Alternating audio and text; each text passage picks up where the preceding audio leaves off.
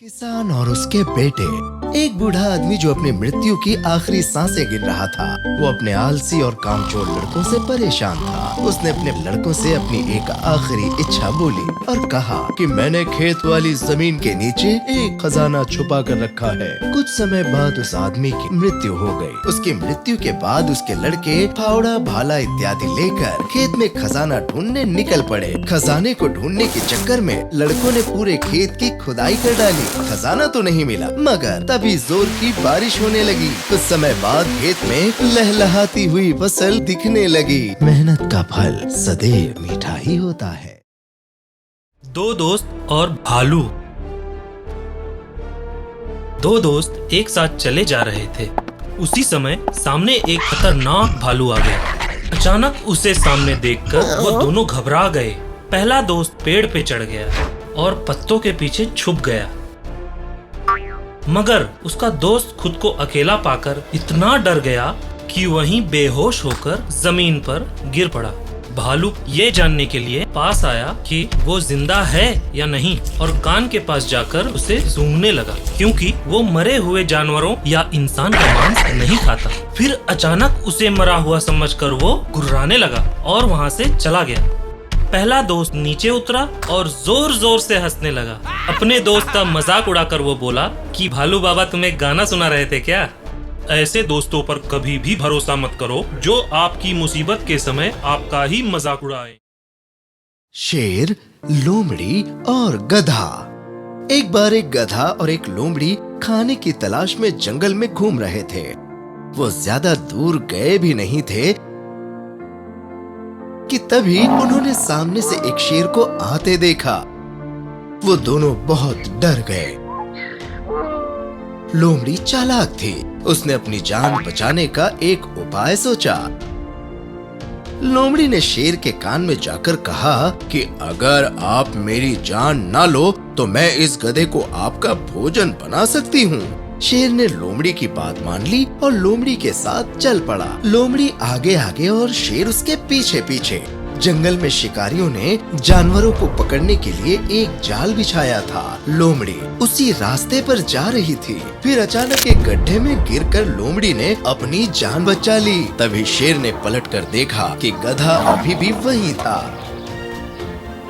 शेर ने झपटकर गधे को पकड़ लिया और अपना पेट भरकर भोजन किया। जरूरत से ज्यादा किसी पर भरोसा करना बहुत हानिकारक साबित होता है। एक गांव और एक शहरी चूहे की कहानी। एक बार गांव के देहाती चूहे ने शहरी चूहे को अपने गांव खाने पे बुलाया। खाने में भुट्टा, गेहूं, पौधों की जड़ें आदि चीजें थी। शहरी चूहा गांव आ गया। भोजन के समय शहरी चूहा बोला, दोस्त, तुम यहाँ चींटियों की जिंदगी जी रहे हो। मेरे घर में बहुत ऐश है। मेरे साथ रहोगे तो तुम भी ऐश करोगे। देहाती चूहे ने शहरी चूहे की बात पर थोड़ा सोचा और फिर उसके साथ वो भी शहर की ओर चल दिया। घर पहुंचकर शहरी चूहे ने देहाती चूहे को खाने में ब्रेड, बार्ली बीन्स, अंजीर और हनी जैसी चीजें दी। देहाती चूहा इतनी सारी चीजें देखकर बहुत खुश हुआ।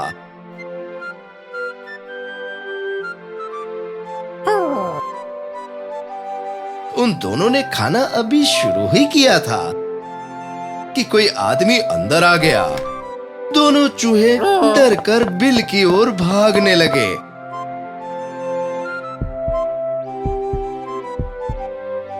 आदमी के जाने के बाद दोनों फिर बाहर आए और जैसे ही खाने के लिए चले, फिर से कोई अंदर आ गया। दोनों चूहे फिर बिल की ओर भागे। बार बार ऐसा देख देहाती चूहा घबराया और बोला, तुमने मुझे इसी भोजन के लिए बुलाया था ना? यहाँ तो हर तरफ जान का खतरा है। मुझे नहीं रहना ऐसी जगह। मुझे गांव के खेत ही पसंद है, जहाँ बिना किसी डर हम लोग घूम तो सकते हैं। वहाँ जान का ऐसा खतरा तो नहीं होता। सुकून के साधारण पल अच्छे हैं उस ऐशो आराम की जिंदगी से जो हमेशा खतरे में रहती हो। कुत्ता और उसकी परछाई। एक कसाई ने कुत्ते को खाने के लिए एक हड्डी दी। कुत्ता हड्डी लेकर घर की ओर जा रहा था। रास्ते में उसे एक पुल दिखाई दिया। कुत्ते ने जैसे ही पुल क्रॉस किया, उसकी नजर एक तालाब पर पड़ी। कुत्ता तालाब के उस पानी में अपनी ही छवि को देखकर सोचने लगा कि एक दूसरा कुत्ता भी है जिसने एक ऐसी हड्डी ले रखी है जो मेरी हड्डी से भी बड़ी है। लालची कुत्ते ने उस हड्डी की लालच में मुंह से अपनी ही हड्डी तालाब में गिरा दी। कुत्ते ने हड्डी को पाने के लिए तालाब में ही छलांग लगा दी। हड्डी पानी में बह गई। फिर उसने पानी में तैरकर अपनी जान तो बचा ली, पर बड़ी हड्डी की लालच में उसने अपनी वाली हड्डी भी गंवा दी। अब उसे इस बात का एहसास हो गया कि लालच बुरी बला है। अपने पास जो कुछ भी है उसमें संतोष करना चाहिए, क्योंकि ज्यादा की लालच में जो है वो भी कभी कभी चला जाता। गधा और शेर की खाल। एक दिन एक गधा कहीं जा रहा था। रास्ते में उसे एक शेर की खाल दिखाई दी। दरअसल शिकारियों ने शिकार के बाद इसे धूप में सुखाने के लिए रखा था। गधे ने उस खाल को पहन लिया और अपने गांव की ओर चल पड़ा। वो जैसे ही गांव पहुंचा, गांव के लोग और जानवर उसे शेर समझ बैठे और डर कर उससे दूर भागने लगे। गधे को बड़ा अच्छा लगा। अब उसे खुद पे ही गर्व महसूस होने लगा। खुशी में उसने गुर्राना शुरू कर दिया। तभी उसके मालिक ने उसकी आवाज पहचान ली और उसे एक जोर का डंडा लगाया और शेर की खाल को नीचे गिरा दिया।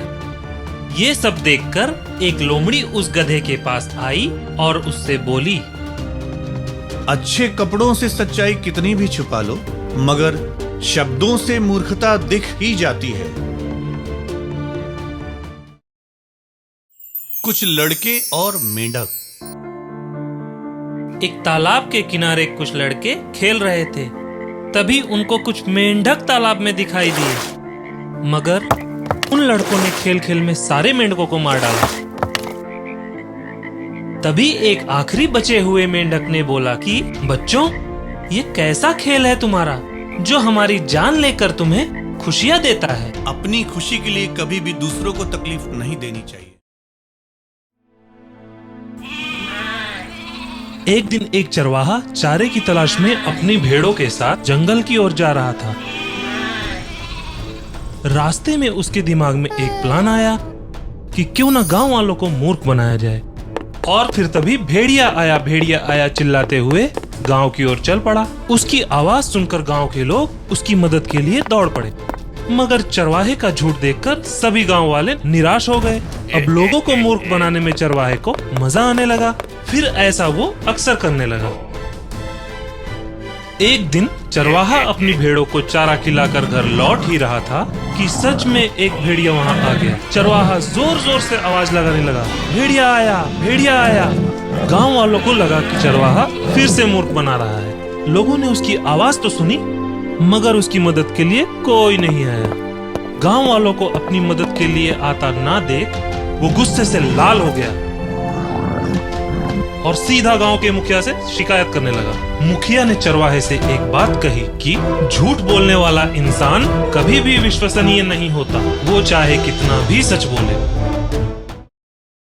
एक कौवे और घड़े की कहानी। एक कौवा प्यास से तड़प रहा था। जब उससे रहा नहीं गया तो वो एक पत्थर पे जाकर बैठ गया। गर्मी बहुत थी। तभी कौवे को एक पानी का घड़ा दिखाई दिया। वो झट से उस घड़े पे जाकर बैठ गया, मगर जैसे ही उसने पानी पीने के लिए घड़े में अपना मुंह डाला, पानी उसे मिला ही नहीं। कौवे ने बार बार कोशिश की, पर वो पानी तक नहीं पहुंच पा रहा था। तभी उसके दिमाग में एक विचार आया और उसने जमीन से एक छोटा सा कंकड़ उठाकर उस घड़े में डाल दिया। एक के बाद एक वो घड़े में कंकड़ डालता गया। कुछ देर बाद कौवे ने देखा कि घड़े में पानी की सतह पहले की अपेक्षा ऊपर आ चुकी है।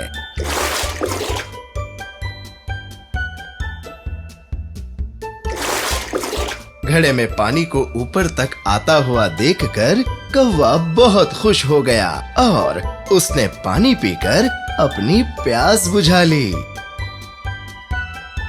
दिमाग लगाओ तो मुश्किल काम भी आसान हो जाता है। चींटी और चिड़िया। एक चींटी नदी के किनारे अपनी प्यास बुझाने के लिए गई। उसने जैसे ही पानी पीना शुरू किया तभी जोर की लहर आई और चींटी उस नदी में बह गई। वहीं पेड़ पर एक चिड़िया बैठी ये सब देख रही थी। उसने चींटी की जान बचाने के लिए पेड़ से एक पत्ता तोड़कर चींटी के पास गिरा दिया। चींटी जल्दी से उस पत्ते पे चढ़ गई और अपनी जान बचा ली। कुछ समय बाद एक शिकारी वहाँ आया और उसने उस चिड़िया का शिकार करने के लिए टहनियों का एक जाल बिछाया, मगर चींटी ने ये सब देख लिया और उस शिकारी के पैर में जोर से काटा। शिकारी उन टहनियों पे ही जा गिरा और टहनियाँ टूट गईं और इस तरह से चींटी ने भी उस चिड़िया की जान को बचा लिया। अच्छे कर्म का फल अच्छा ही होता है। एक शेर और चूहे की कहानी। एक समय की बात है, जंगल में एक शेर बैठा सो रहा था। तभी एक चूहा शेर के पास आया और उसे परेशान करने लगा। चूहे की इस खेल से शेर की आंख खुल गई और उसने चूहे को पकड़ लिया। चूहे ने डरकर शेर से माफी मांगी और बोला, हे जंगल के राजा, आप मुझे माफ कर दो। हो सकता है कभी मैं भी आपके काम आऊं। शेर ने चूहे की बात सुनकर अपना हाथ खोल दिया और चूहा चला गया। फिर एक दिन उस शेर को कुछ शिकारियों ने पकड़ लिया और उसे ले जाने के लिए पिंजरा लेने चले गए। उसी समय वहां से चूहा गुजर रहा था। उसने शेर को पहचान लिया। चूहे ने जाल को काट दिया। इस तरह उस चूहे ने शेर की जान बचा ली। चूहा खुशी में बोला, मैं सही था ना मित्र। किसी भी चीज को उसके आकार से कभी भी मत आंको। एक गधा और उसका मालिक। एक गधा पेड़ पौधे की दुकान पे काम करता था। एक दिन उसने प्रार्थना की, हे बृहस्पति देव, मुझे यहाँ से हटाकर किसी और मालिक के पास भेज दो। बृहस्पति देव बोले, ठीक है, पर फिर शिकायत मत करना। इतना कहकर उन्होंने गधे को एक ईंट बनाने वाले के पास भेज दिया। कुछ ही समय में गधे ने देखा कि उसे भारी भारी ईंटें उठानी पड़ रही है। वो निराश होकर फिर से बृहस्पति देव से बोला कि मेरा ये मालिक भी बदल दो। बृहस्पति देव ने कहा, ठीक है, मगर ये आखिरी बात है।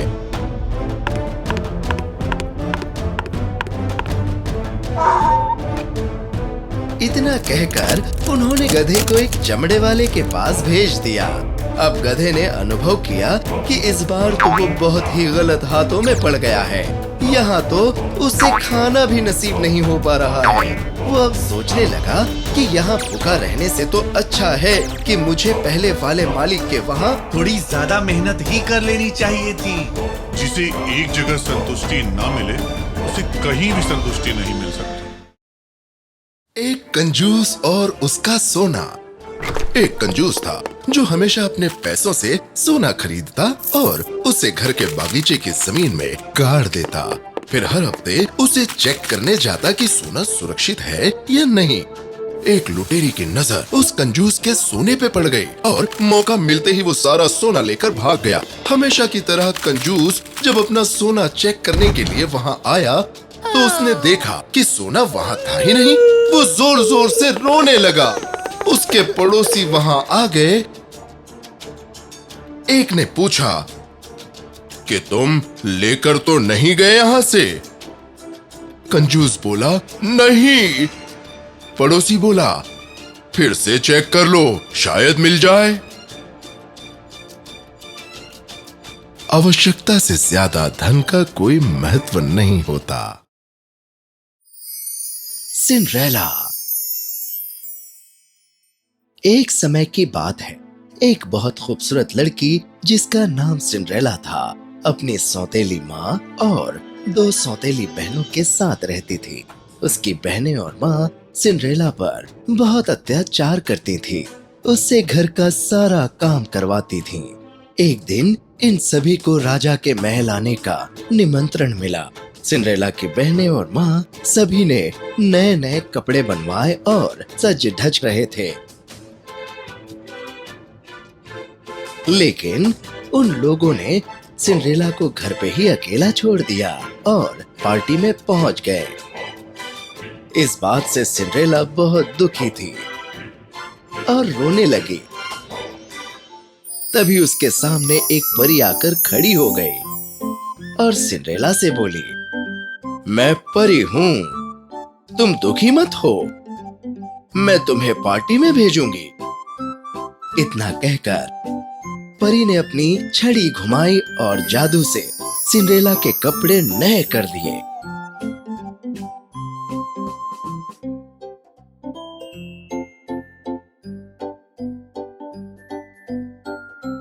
फिर उसने जादू से सिंड्रेला के जूते नए कर दिए।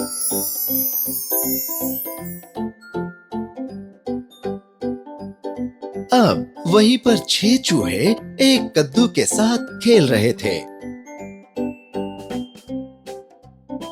परी ने जादू से कद्दू को रथ और चूहों को सारथी और पहरेदार बना दिया।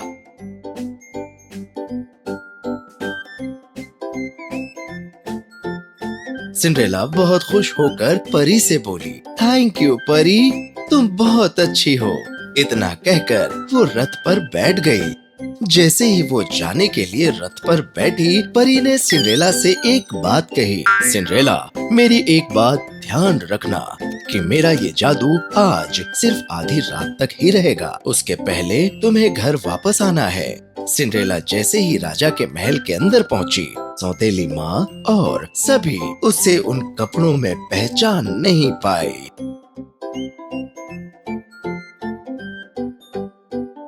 राजकुमार सिंड्रेला के पास जाकर उसे अपने साथ डांस करने के लिए पूछता है। सिंड्रेला हाँ कर देती है। वो दोनों काफी देर तक खूब डांस करते रहे। सभी लोग सिंड्रेला को देखकर सोचे जा रहे थे कि ये लड़की है कौन। जब आधी रात होने लगी तो सिंड्रेला को परी की बात याद आ गई और अचानक वो बोली, मुझे अब चलना चाहिए। ये कहकर वो सीढ़ियों की तरफ दौड़कर भागने लगी। जल्दी में उसके एक पैर की जूती वहीं रह जाती है। सिंड्रेला उसकी तरफ देखे बिना ही जल्दी से रथ पे बैठकर घर चली जाती है। जैसे ही आधी रात के 12 बजने वाले होते हैं, उसके पहले वो घर पहुंच जाती। उसके बाद ही वो रथ एक कद्दू में और पहरेदार और सारथी सभी चूहों में बदल जाते हैं। उधर महल में राजकुमार सिंड्रेला के प्यार में दीवाना हो गया। राजकुमार उसका नाम तो जानता नहीं, तभी उसे सिंड्रेला की जूती वहाँ मिल जाती है।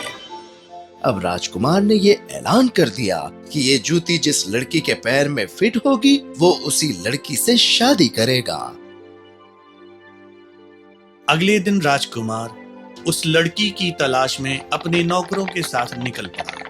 पूरे राज्य में हर घर की लड़कियों ने उस जूती को पहनकर चेक किया। यहाँ तक कि सिंड्रेला की दोनों सौतेली बहनों ने भी पहनकर चेक किया, मगर जूती किसी के भी पैर में फिट नहीं हुई। सिंड्रेला की सौतेली माँ उसे जूती पहनकर चेक करने नहीं देती। तभी राजकुमार सिंड्रेला को देखता है और जूती को पहनकर चेक करने को कहता है। जूती अच्छी तरह सिंड्रेला के पैर में आ जाती है। राजकुमार उसे पहचान लेता है और फिर उन दोनों की शादी हो जाती है।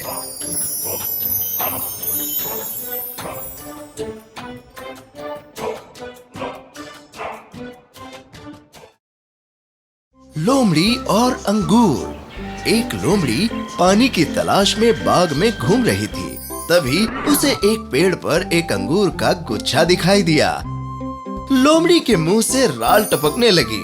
उसने सोचा, अंगूर ही खाकर थोड़ी प्यास बुझा लेते हैं। उसने अंगूर को पाने के लिए जोर जोर से छलांग मारी। बार बार कोशिश के बाद भी अंगूर तोड़ पाने में लोमड़ी को सफलता नहीं मिली।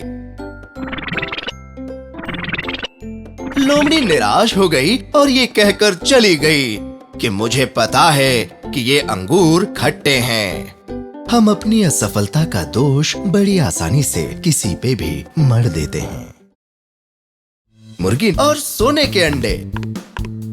एक आदमी ने देखा कि उसकी मुर्गी ने सोने का अंडा दिया है। उसे यकीन नहीं होता। उसने अंडे को उठाकर देखा कि अंडा शुद्ध सोने का ही है। वो आदमी उस अंडे को घर ले जाकर बार बार देखता और खुश होता है, क्योंकि उसे यकीन हो गया कि अंडा शुद्ध सोने का ही है। इस तरह सोने के अंडे को बेच कर वो बहुत अमीर हो गया। फिर एक दिन उसके दिमाग में लालच आई कि मुर्गी को मारकर उसके सारे अंडे एक ही बार में निकाल लूं। लालच में उस आदमी ने मुर्गी को काट दिया, मगर उसे कुछ भी नहीं मिलता। लालच एक बुरी बला के जैसी ही होती है।